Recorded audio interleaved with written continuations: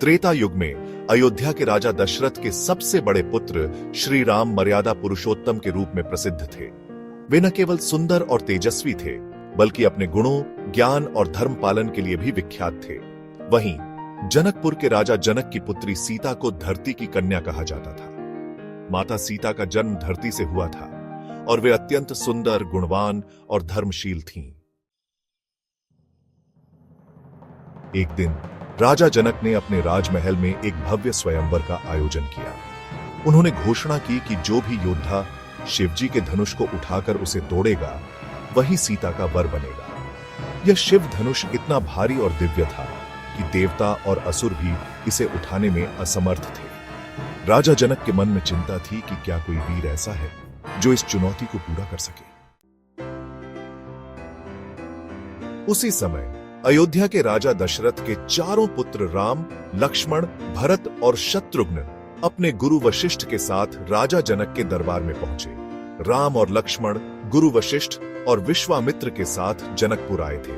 राजा जनक ने उनका भव्य स्वागत किया। स्वयंवर में अनेक राजा और महारथी शिव धनुष को उठाने का प्रयास करते रहे, लेकिन कोई सफल नहीं हुआ। जब सभी हार गए, तब गुरु विश्वामित्र ने श्री राम को शिव धनुष उठाने की आज्ञा दी।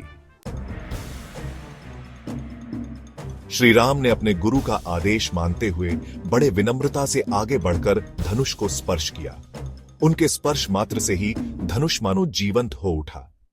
श्री राम ने न केवल धनुष को उठाया, बल्कि उसे बीच में से तोड़ दिया।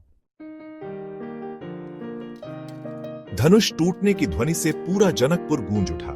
सभी उपस्थित राजाओं और नागरिकों ने श्री राम की वीरता और दिव्यता की सराहना की।